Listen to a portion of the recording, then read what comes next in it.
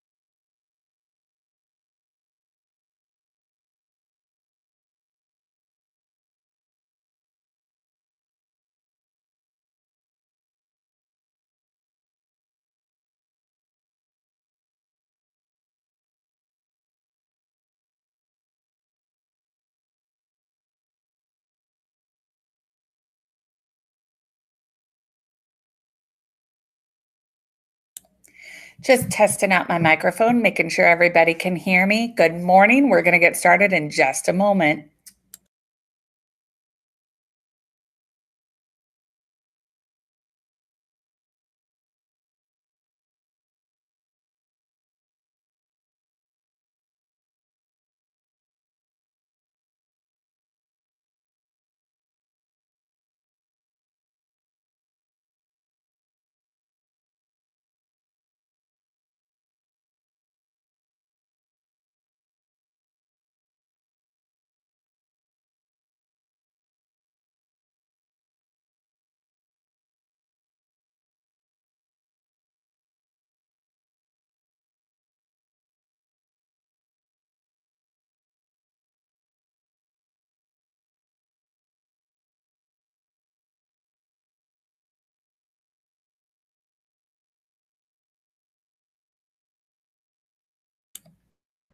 Good morning. Good morning. Happy Tuesday, everyone.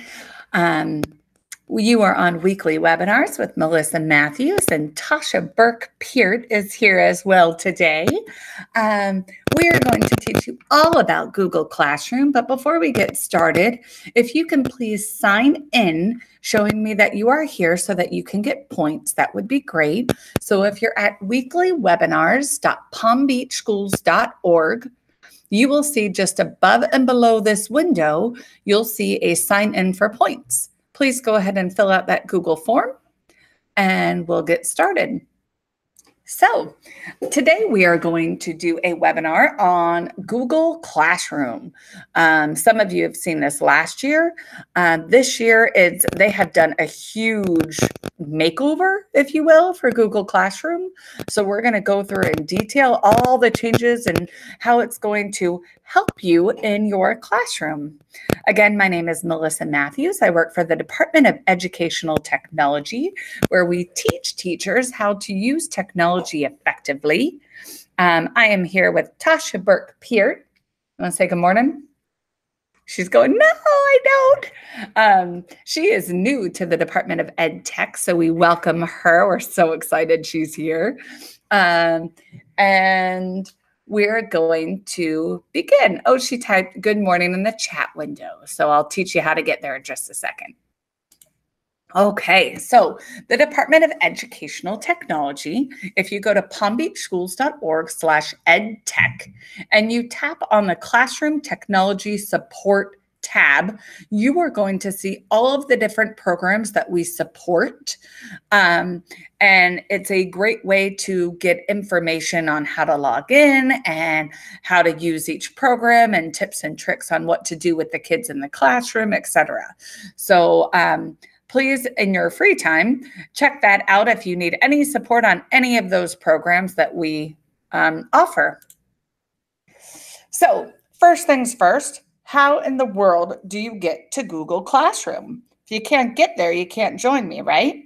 So if you go in the top right corner of your screen, once you're signed into Google, you're going to see the app selector, as Google calls it. That's the proper name. I call it the Rubik's Cube. Other people call it the Brady Bunch, the Waffle Iron. There's so many names for it. But the correct name is the app selector. And you can go to where it says Google Classroom. You're looking for that icon. If you're on a Chromebook, it's on your dock, so it would be at the bottom. I hope if I press exit, this doesn't go away. Let's see. Oop, it did. I was afraid of that. Okay, we're back. So if you're on a Chromebook, in the bottom left corner, you should see that classroom icon, which will allow you to have a quick launch for Google Classroom. If you're in the portal, you'll see this icon here for Google Classroom, the tile, and you can launch it from that. Or if you're just on the web and trying to get there, you can go to classroom.google.com. There are apps for Google Classroom on every device, and it works beautifully on iPads and phones and all sorts of devices, every device. So Google Classroom is a great tool to use wherever you are, whatever device you're on. So what in the world is Google Classroom? Google Classroom is a tool to keep your classroom organized. It keeps track of all your assignments. It generates a calendar for you. It puts everything into Google Drive for you. And not only does it put it there, it organizes it for you. It's a great way for your kids to communicate with each other. So if they're trying to do the homework and they can't get number 3, somebody can post on Google Classroom at 8 o'clock at night. Hey, I'm stuck on number 3. Anybody have any suggestions or tips or tricks or anything for me? Your class will all get an email, and then they'll know to go and start helping, suggesting their fellow classmates how to solve problems, which is nice. It's also a great way to go paperless. How many hours and dollars do you spend at copier machines? It's insane. Are we right? Are we with me? I remember in my classroom, that was the number one thing everyone was complaining about, that A, we didn't have enough paper. B, we didn't have enough time to go make all the copies. C, if our copy mom, when I was elementary, we had copy moms. If she didn't come in to help me make copies, I was buried. It was like a few extra hours of time that I had to sit at school in front of a copier machine waiting for all of my copies to come out. So it was challenging for sure. So this is a great way to go paperless. You just turn that ditto or that worksheet or that assignment into a Google Doc and make a copy for each kid. It's simple. So security. Security is a huge piece. So let's talk about this. Your Google Classroom is a closed environment. So unless they join your classroom, they are not included in your classroom. So therefore, you should have the students in your classroom, and that's it. If they do not have a palmbeachschools.org email account, like parents or anyone outside of the district, they can't get in there. Even private schools, charter schools, if they don't have palmbeachschools.org, they cannot participate. The teacher has full management control. They can kick students out. They can mute students. They can do all sorts of things, and we'll walk through that. Students join by the invitation of the teacher. So either the teacher adds the students individually or they do that class code. And they can't directly message one another. If it's not on that big board, the stream, then it's not public. And so they can't send private messages to one another. So that's a nice feature. Digital citizenships or citizenship. So before you go into Google Classroom, you need to set the rules and expectations clearly to your students. Whatever happens online is the same thing as it happening in your classroom. So, because technically Google Classroom is your classroom. It's an extension of your classroom. So if they curse in your classroom, they would be, punished or have a consequence. Same thing is expected on an online environment in Google Classroom. You need to clearly define those consequences and make sure that the appropriate behavior is expected in person and online. The other thing that is huge is password security. So I believe all secondary students are required to change their password from the generic password IT has created for you. Why? Because a student's email address is their student ID. So to get the last 4 digits of the student ID is pretty easy to do. Now, with that being said, I know your first and last name because I'm sitting next to you. And if you're in my grade level, you probably were born the same year plus or minus 1. So I can figure out the year you were born. So to steal someone's password is a very simple task, and it's happened multiple times in our district. So we highly encourage you to change your password, whether you be elementary or you be secondary. I highly suggest you to change your password. Just last week, we had an elementary student steal the credentials of another student and cause havoc at their classroom. The only way to protect you and your students is to change that password. The other thing is you control what level you have in your classroom in terms of how much your students can post and comment. So if you see in the bottom right corner, there's a little picture. Students can post and comment is the least restrictive. Students can comment and only teachers can post and comment. So we always start with the most lenient because that enables the most amount of communication from one person to another. Students can only comment, takes away that ability for them to post that, hey, I'm stuck on number 3. So we really want to give them full control, but you all know your classrooms. If your kids can't handle it, that's why. So I see Tasha typing away in the chat window, and I'm assuming most of you don't know how to get there. So before I continue, if you're on the weekly webinar website, go to the bottom right corner of that window and you'll see the words YouTube. If you click on that, it's going to take you to the YouTube screen where you're going to see this video and the chat window just to the right of it. And you're going to be able, actually, mine's on the bottom, so we'll see where yours is. It could be to the right or it could be to the bottom. But that way you can start interacting in the chat window with me and with other people and ask questions if you have any. So that's in the bottom right corner.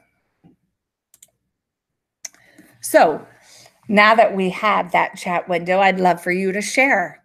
What rules do you have in your classroom to protect your classroom online? Do you have anything out of the box that you wish to share? Please go ahead and chat those in the, type those in the chat box so that we can all share our ideas, and maybe some of them we would like to steal and make our own ideas, which as teachers do, we always share each other's ideas and steal them from one another. It's not really stealing if it's given, huh? So please go ahead and chat that if you'd like to. I know there's about, just so you're aware, like a 3 to 5 second delay. So you're hearing me 3 or 5 seconds after I say whatever I'm saying. So I know that the comments and the chats will shortly appear. So I'm going to keep going and I'll come back and look at those chats in just a second. So let's go live. So Google Classroom. We're going to escape out of my presentation and we're going to open up a new box or a new tab. And we're going to go to my app selector. And I want to show you how, look, I can move these all around. So I can put them in whatever order I want. So originally Classroom is all the way down here. It's actually probably lower. I can move that all the way back up to the top. And I actually have mine kind of in order of what I use. So feel free to move that around and reorganize however you'd like. Hold on one second. Okay. So we're going to open up Google Classroom.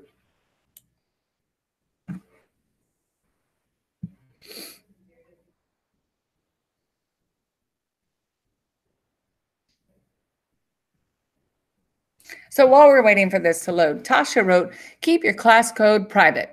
Parents do not get the class code. Well, even if parents got the class code, they can't do anything with it because they don't have a palmbeachschools.org account. So that probably won't matter if they get the class code or not. And honestly, for the majority of people, if I'm a student and I'm not in your class, I don't want to join your classroom because then I'm going to get your homework and my own homework. So I probably don't want to be in your Google Classroom. However, with that being said, I've had a teacher tell me how they were doing this awesome experiment in Google Classroom. And some of the boys and girls from other classrooms hopped into that classroom because they also wanted to see what happened in the experiment and what the results were. So depends what kind of teacher you are. You may have that classroom where everyone wants to be a part of it. So we're going to go ahead and we're going to make a new class. So I'm going to hit the plus sign and we're going to create a classroom. So far, this is the same as last year. And we're going to call it Weekly Webinar FY19 AM, because this is our AM class. Notice how there's a section, subject, and room now. So the room part is new. Those three are great because they are not required. The class name is the only thing that is required. And we're going to go ahead and click create.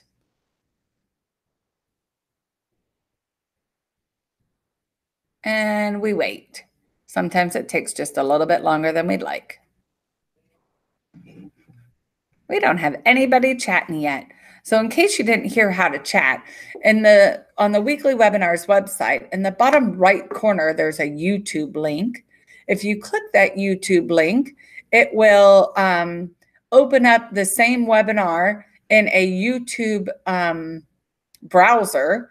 And on the right side, you are going to see the chat. Okay. So here we go. We are in our Google Classroom, and notice how there's different tabs up at the top now. There's a stream, a classwork, and a people tab. So that is all new. And so I can share something with my class and say, good morning. Feel free to join us at the YouTube link. And I can even add my YouTube link in there. And you know what? It's probably easier to do the URL here. I could probably search for it, but it may take quite some time. So let's just add that in there. So there's my Google Classroom, and I can post that. Know that if I want to, I can post it to multiple classrooms at one time. Or I could do one classroom and select specific students. And right now I don't have any students enrolled, so we're not seeing anyone. So right now it's going to go to all students. If I had them listed, I could check just the students I wanted to. So I could add either supplemental, yay, we found the chat room. Oh, Christine had to create a channel before she could chat with us. Gotcha. And Betty finally found the chat room. Good. I'm glad. We're all in there. I had to click the three dots in theater view. Oh, okay. Good. So we can invite, like I said, just specific students or multiple classrooms at one time when we make a post. I can hit post and it would apply right now. But the best part that I like is the fact that I can schedule when I want to send this out, or I could save the draft. So if I schedule it, I can say, I want this to go tomorrow at 8 a.m. Or I don't know about you. When I was in the classroom, I planned everything on Thursday night for the following week. So I could say, and Friday, I'm going to do this assignment. So I could say, okay, Friday is when this is going to pop up. I could also just save it as a draft. So if I did that, you're going to see it pops up here. And then whenever I want to, I just go and I post it. And so then it will immediately take part in the thread. So how do my students join me in this classroom? Because I'm sure some of you want to join me in the classroom. So if I go to the About tab or the Settings gear, which Rebecca Smikla calls the cog. Hi, Farah. Sorry, I saw your post in there. You can see there's my code. Also, and I know you didn't get it, if I click the About tab, there's my code as well. And if I click that little box, it's going to display it. That is a 0, not an O. So it's M0FF3W. And it is case specific. Know that these are random. So they take 6 digits, or 6 characters, I should say, and put them together. Now, on the off chance that the 6 characters are not something you want to actually say, if you click that down arrow, you can always reset it and have it be something different. So be mindful that occasionally it does come up with something inappropriate. Say it out loud to yourself. Make sure that it doesn't say anything crazy before you announce it to the classroom, just because you don't want to be pulled in the principal's office for something silly. Now, let's say you have all your students in there and it's done and you're perfect and you're about to do that assignment where the whole school is going to want to be a part of your Google Classroom. You can disable it so that no one else can see it. Or if you want everyone to be able to see it, or I'm sorry, disable is not so that they can't see it. It's so that nobody else can join. But if you want to display it so the whole world can see it in your classroom, you can do this, but you can also do that and make it huge. So that way everyone has the ability to see the code and add it and join. So hopefully you all have joined if you would like to. And you don't have to join me. I can find out if you joined or not by going to my People tab, and I can see Betty is there. And so Betty is one of my students now.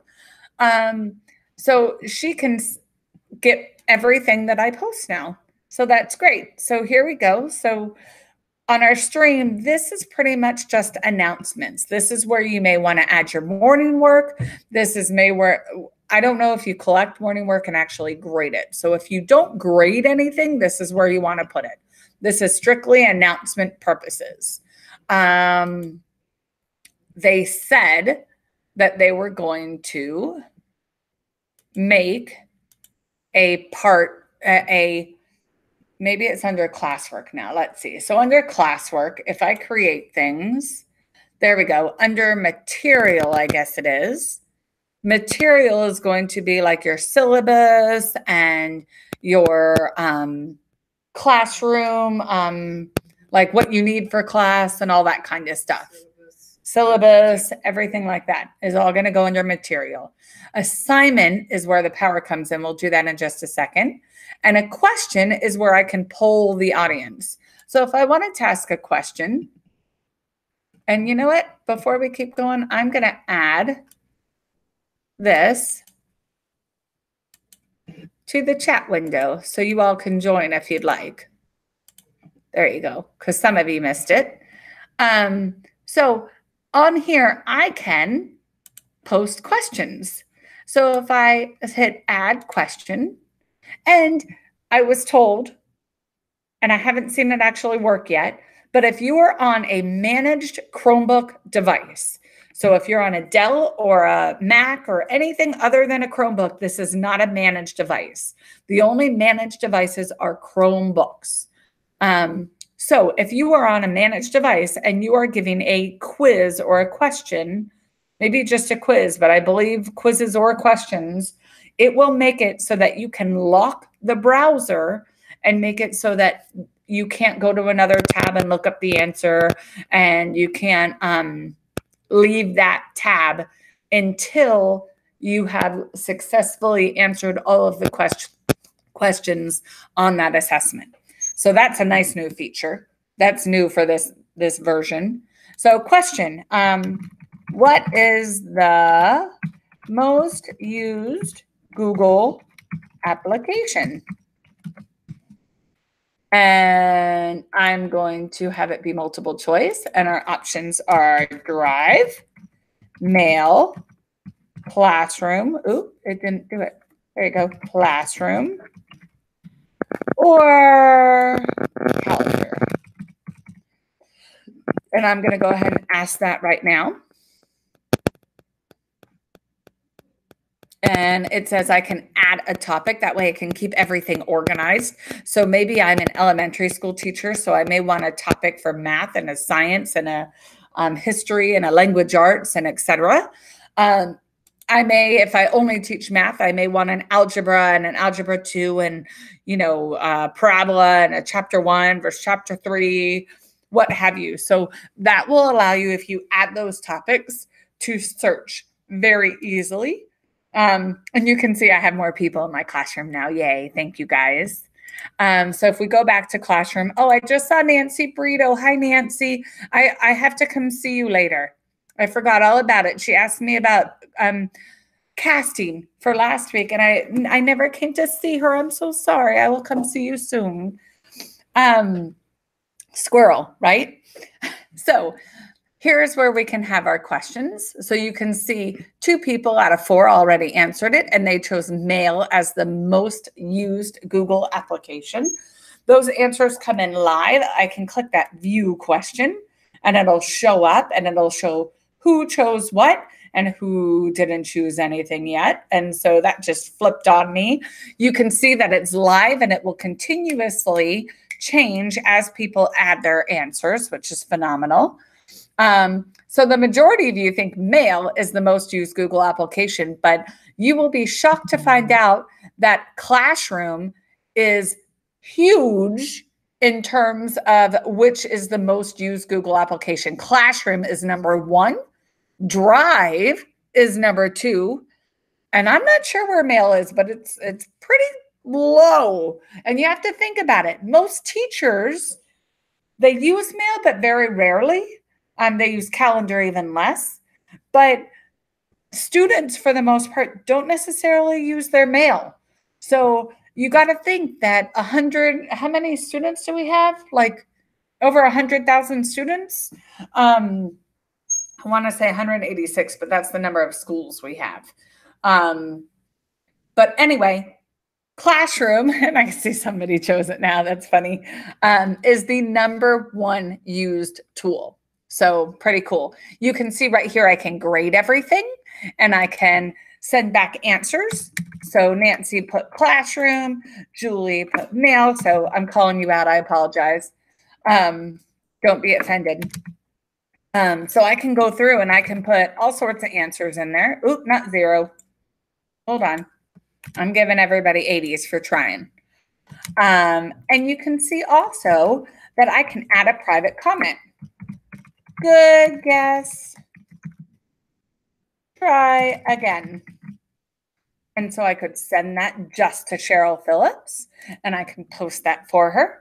And I can go through and I can, let me give Sherry a grade as well. And I can go through and I can return all your work to you. And it says, are you ready? Do you want to post a comment? Thanks for joining me today. And I can return all of your homework, and you will all get an email with your grade and your private comment. Know that I can send that private comment to just a few of you or all of you, whatever I'd like. So now it says returning and we're stuck. I want to go through assignment real quick. I know our time is dwindling. If this goes, come on, quick.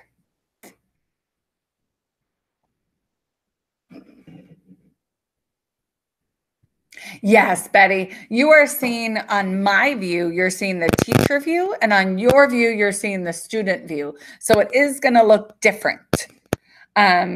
So I'm going to go through, I'm going to go back. We're going to go back to, oh, that's the actual question. Hold on.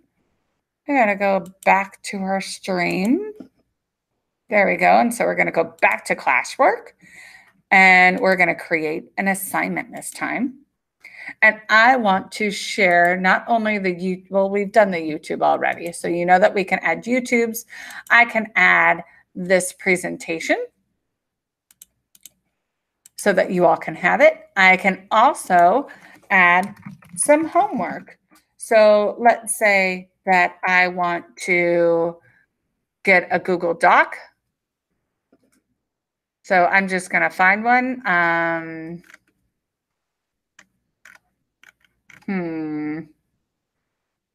Let's put homework in, because I think I have one. If not, we'll make one real quick. Weekly webinars. So I'm going to add that one.